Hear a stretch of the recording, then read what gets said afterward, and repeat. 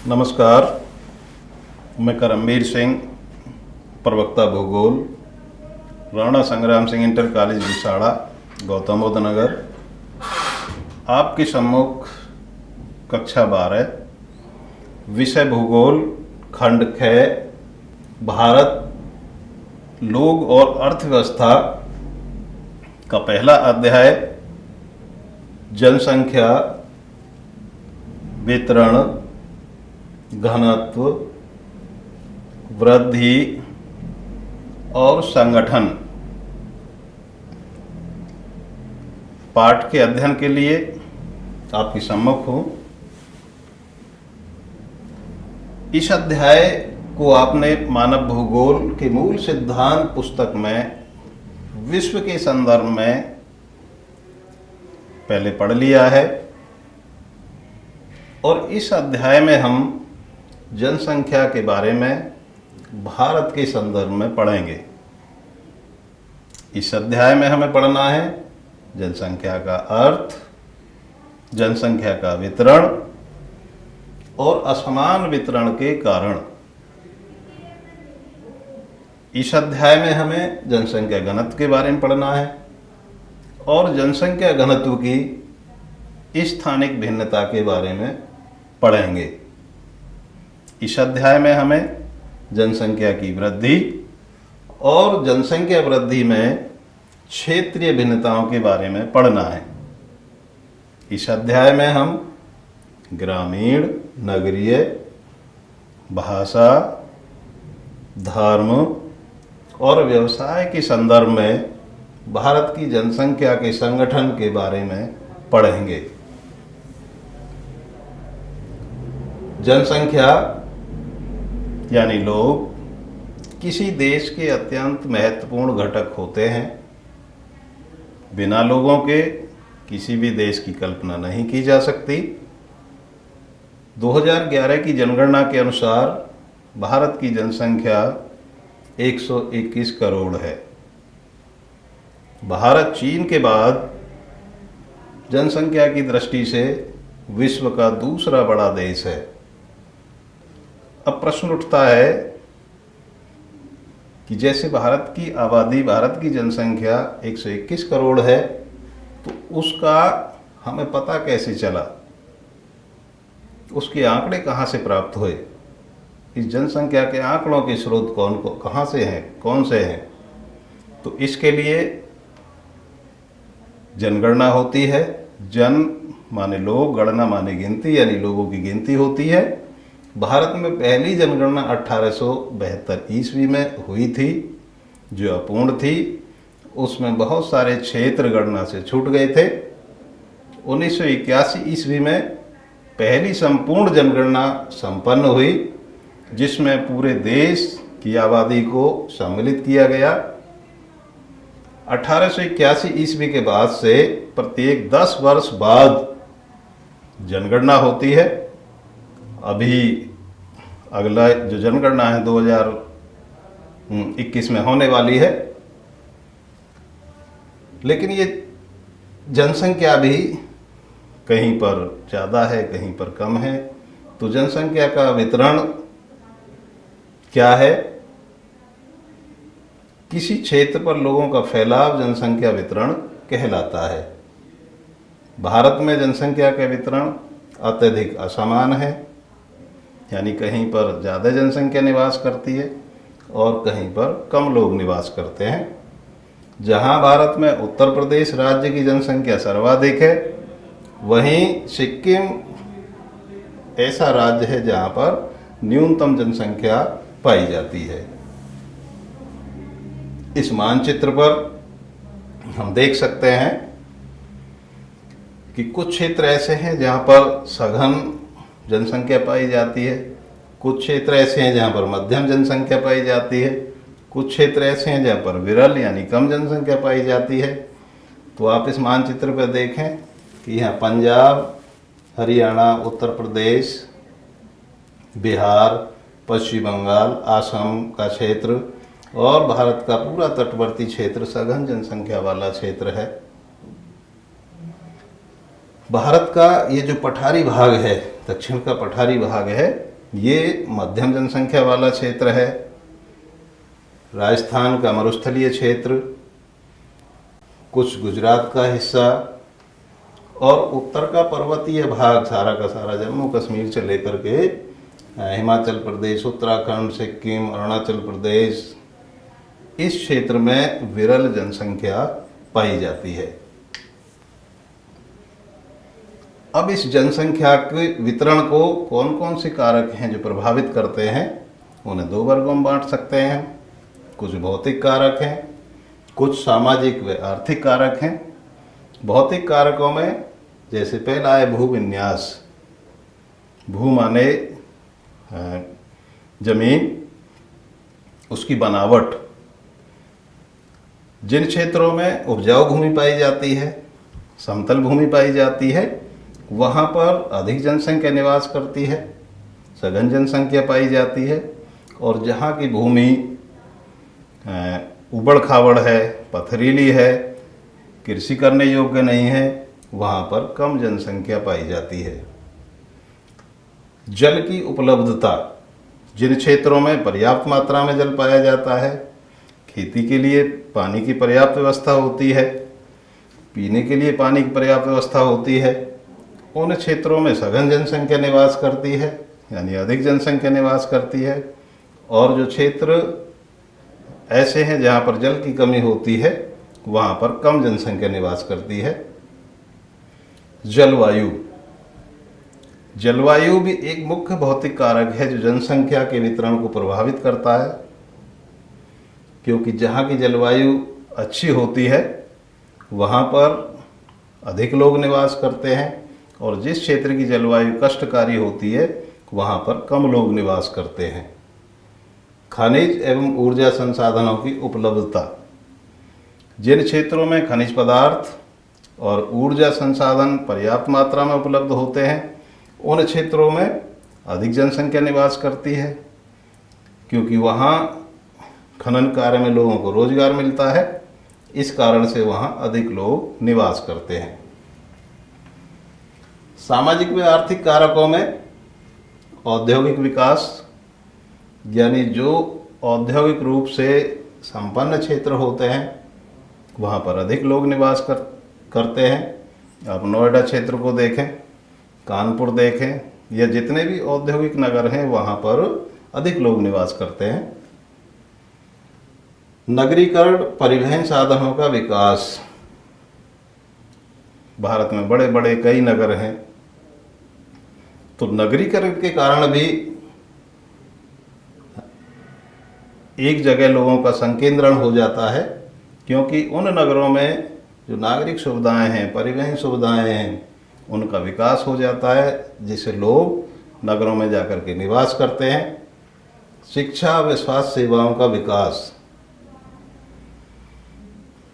यानी जिन क्षेत्रों में शिक्षा व्यवस्था अच्छी होती है, स्वास्थ्य सेवाएं बेहतर होती हैं, वहाँ पर भी अधिक लोग निवास करते हैं।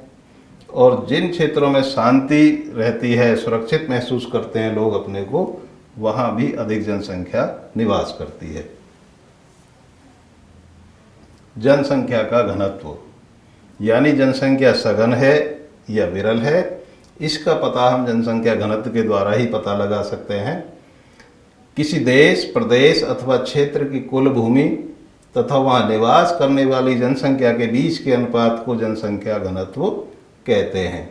यदि कुल भूमि और जो कुल जनसंख्या है उसके बीच का अनुपात जनसंख्या घनत्व कहलाता है।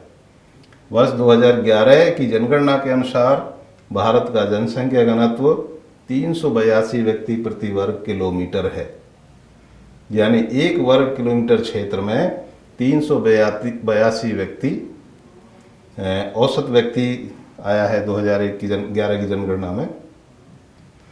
सबसे अधिक जनसंख्या घनत्व वाला राज्य बिहार है, जहां पर एक वर्ग किलोमीटर क्षेत्र में 1102 लोग निवास करते हैं। सबसे कम जनसंख्या घनत्व वाला राज्य अरुणाचल प्रदेश है, जहां पर 2011 की जनगणना के अनुसार मात्र 17 लोग निवास करते हैं। इस मानचित्र पर हम देखें राज्यवार इसमें जनसंख्या का घनत्व दिखाया गया है, अलग अलग इंडेक्स के माध्यम से दिखाया है कि 101 से 200, 201 से 300, 301 से 400, 401 से 500 और 500 से ऊपर। ये इंडेक्स है जो अलग अलग शेड हैं, इसके आधार पर हम देख सकते हैं। जैसे जम्मू कश्मीर 124 व्यक्ति निवास करते हैं 1 वर्ग किलोमीटर क्षेत्र में, 123 व्यक्ति निवास करते हैं 1 वर्ग किलोमीटर क्षेत्र में हिमाचल प्रदेश में, 189 व्यक्ति 1 वर्ग किलोमीटर क्षेत्र में निवास करते हैं उत्तराखंड में। इसी तरह से 551 पंजाब में, उत्तर प्रदेश में 828 लोग निवास करते हैं 1 वर्ग किलोमीटर क्षेत्र में। ऐसे ही केरल है जहाँ पर 860 लोग निवास करते हैं 1 वर्ग किलोमीटर क्षेत्र में। तो इस तरह से हम ये कह सकते हैं कि भारत में कुछ क्षेत्र ऐसे हैं जहाँ पर सघन जनसंख्या निवास करती है और कुछ क्षेत्र ऐसे हैं जहाँ पर विरल जनसंख्या निवास करती है। जनसंख्या घनत्व के मापन यानी कैसे है उसका मापन करते हैं, हम कैसे पता लगाते हैं, तो उसके लिए सूत्र हैं ये। पहला है अंकगणितीय घनत्व, यानी कुल जनसंख्या में यदि हम कुल क्षेत्रफल का भाग दे दें तो अंकगणितीय घनत्व ज्ञात हो जाता है। 382 व्यक्ति प्रति वर्ग किलोमीटर जो भारत का घनत्व है वो अंकगणितीय घनत्व के आधार पर ही निकाला गया है। दूसरा है कायिक घनत्व, यानी कुल जनसंख्या में निवल कृषि क्षेत्र का भाग दे दिया जाए तो कायिक घनत्व ज्ञात हो जाता है। तीसरा है कृषीय घनत्व, यानी कुल कृषक जनसंख्या में निवल कृषि क्षेत्र का भाग दे दिया जाए तो कृषीय घनत्व ज्ञात हो जाता है। नेक्स्ट, जनसंख्या वृद्धि। किसी निश्चित क्षेत्र में निश्चित अवधि के दौरान निवासियों की संख्या में हुए परिवर्तन को जनसंख्या वृद्धि कहते हैं। भारत में जनसंख्या वृद्धि की 4 प्रावस्थाओं को पहचाना गया है। प्रावस्था क जो 1901 से 1921 की अवधि के दौरान, इस अवधि में जनसंख्या की रुद्ध अथवा स्थिर प्रावस्था, यानी इस अवधि में न जनसंख्या बढ़ी न घटी, जनसंख्या स्थिर हो गई। 1911 से 1921 के दौरान ऋणात्मक वृद्धि, जनसंख्या में गिरावट दर्ज की गई। इस अवधि में जन्म दर और मृत्यु दर दोनों ऊंचे थे, जिससे वृद्धि दर निम्न थी, यानी जन्म लेने वाले बच्चे भी अधिक थे और मृत्यु दर भी अधिक थी। इस कारण से वृद्धि दर निम्न हो गई। इसके कारण थे निम्न स्वास्थ्य सेवाएं, निरक्षरता, भोजन और अन्य आधारभूत आवश्यकताएं अपर्याप्त थी, यानी कमी थी। दूसरी प्रावस्था है जो 1921 से 1951 की अवधि है। इस अवधि में जनसंख्या की स्थिर वृद्धि रही, देश भर में स्वास्थ्य और स्वच्छता में सुधार हुआ, परिवहन और संचार सेवा में सुधार हुआ, मृत्यु दर में कमी, जिससे वृद्धि दर उच्चतर रही। प्रावस्था गए 1951 से 1981 की अवधि। इस अवधि में जनसंख्या विस्फोट की अवधि के रूप में जाना जाता है। उच्च प्रजनन दर व मृत्यु दर में तीव्र ह्रास हुआ। प्रजनन दर अधिक रही लेकिन मृत्यु दर में गिरावट आई, क्योंकि स्वास्थ्य सेवाएं बेहतर हुई इस अवधि में। अर्थव्यवस्था में सुधार से लोगों के जीवन स्तर में भी सुधार हुआ। और एक और अन्य कारण था, यानी इस अवधि में तिब्बत से आने वाले लोग, बांग्लादेशी, नेपाली और पाकिस्तान से आने वाले लोगों ने भी उच्च वृद्धि दर में योगदान दिया। प्रावस्था है यानी 1981 के पश्चात मंद गति से वृद्धि दर घटने लगी, लोगों में जागरूकता आई, साक्षरता बढ़ी, देश में विवाह की समय औसत आयु में वृद्धि हुई। सरकार ने भी कानून बनाकर विवाह की आयु निश्चित कर दी कि लड़कियों के लिए 18 वर्ष और लड़कों के लिए 21 वर्ष की आयु से पूर्व शादी करना कानूनी अपराध है। स्त्री शिक्षा में सुधार हुआ और परिवार नियोजन कार्यक्रम चलाए गए। जनसंख्या वृद्धि में क्षेत्रीय भिन्नता। कुछ क्षेत्रों में जनसंख्या वृद्धि तीव्र थी, कुछ क्षेत्रों में निम्न थी। यह भारत में जनसंख्या वृद्धि का विश्लेषण करने पर वर्ष 1991 से 2001 के दौरान जनसंख्या वृद्धि को मुख्य रूप से दो क्षेत्रों में विभाजित किया गया है, निम्न जनसंख्या वृद्धि वाले क्षेत्र और दूसरे उच्च जनसंख्या वृद्धि दर वाले क्षेत्र। निम्न जनसंख्या वृद्धि दर वाले क्षेत्र में केरल, कर्नाटक, तमिलनाडु, आंध्र प्रदेश, ओडिशा, पुदुचेरी और गोवा जैसे राज्य हैं। इन क्षेत्रों में वर्ष 1991 से 2001 में जनसंख्या वृद्धि दर 20% से अधिक नहीं हुई। दूसरे उच्च जनसंख्या वृद्धि दर वाले क्षेत्र में उत्तर पश्चिमी, उत्तरी और उत्तर मध्य भागों में पश्चिम से पूर्व स्थित राज्य गुजरात, महाराष्ट्र, राजस्थान, पंजाब, हरियाणा, उत्तर प्रदेश, उत्तराखंड, मध्य प्रदेश, सिक्किम, असम, पश्चिम बंगाल, बिहार, छत्तीसगढ़ और झारखंड में औसत वृद्धि दर 20 से 25% रही। एक खास बात और रही, 2011 की जनगणना के अनुसार 10 से 19 वर्ष आयु वर्ग का जो अंश है, जो भाग है, वो 20.9% हो गया, जो भारत में जनसंख्या वृद्धि का महत्वपूर्ण पक्ष है।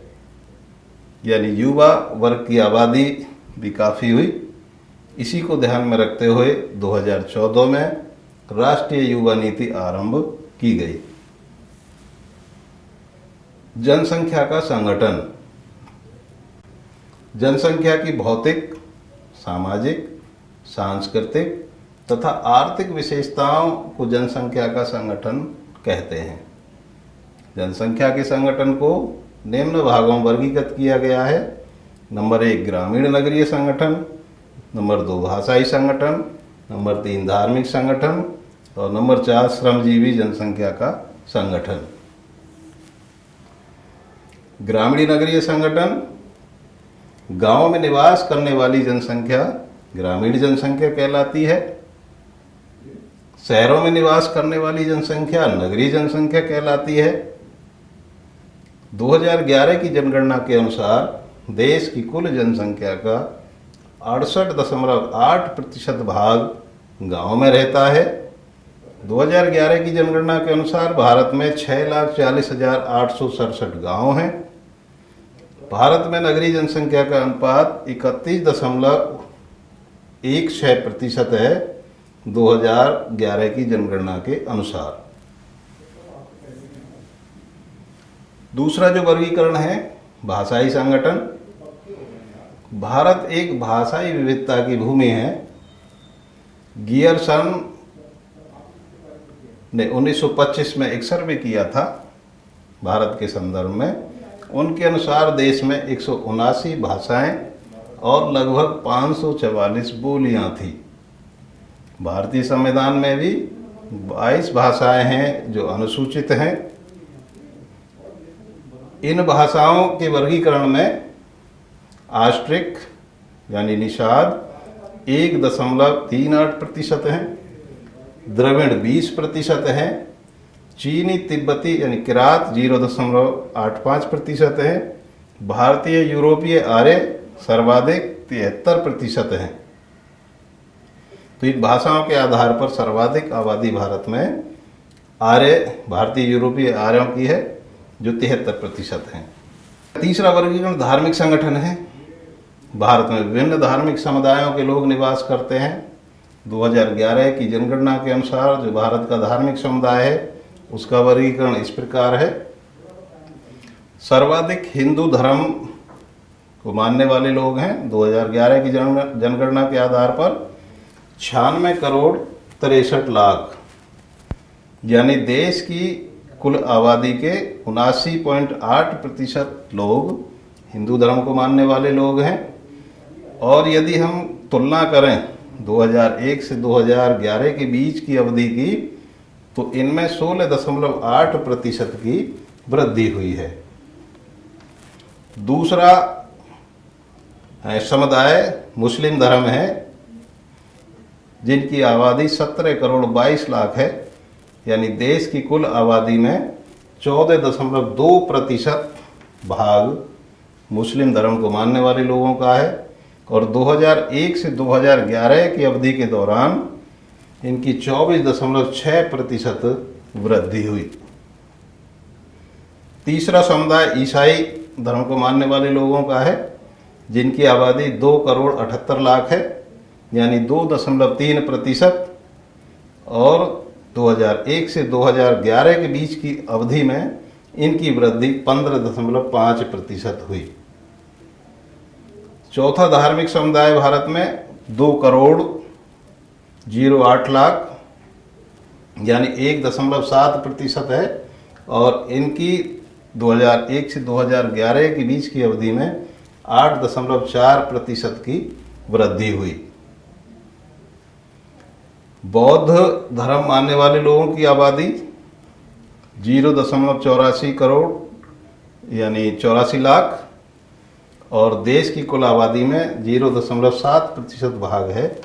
और इस दशक की अवधि में इनकी जो वृद्धि दर है वो 6.1% रही। जैन धर्म के मानने वाले लोगों की आबादी 45 लाख है, कुल आबादी में इनका भाग 0.4% है, और 2001 से 2011 के बीच में इनकी वृद्धि 5.4% रही। अन्य धर्म और मत मानने वाले लोग, ऐसे लोगों की संख्या 79 लाख है, जो भारत की कुल आबादी में इनका 0.7% भाग है। और जनगणना में ऐसे लोग भी थे जिन्होंने कोई धर्म नहीं बताया। इस प्रकार के लोगों की आबादी 29 लाख है, यानी 0.2% भाग कुल आबादी में है इनका। श्रमजीवी जनसंख्या का संगठन श्रम के आधार पर, कार्य करने के आधार पर आर्थिक स्तर की दृष्टि से भारत की जनसंख्या को 3 वर्गों में बांटा जाता है। पहला श्रमिक वर्ग है, दूसरा सीमांत श्रमिक, और तीसरे अश्रमिक। जो व्यक्ति वर्ष में 183 दिनों से अधिक रोजगार पाता है वो मुख्य श्रमिक कहलाता है। इनकी आबादी 39% है। जो व्यक्ति वर्ष में 183 दिनों से कम दिनों का रोजगार पाता है वह सीमांत श्रमिक है।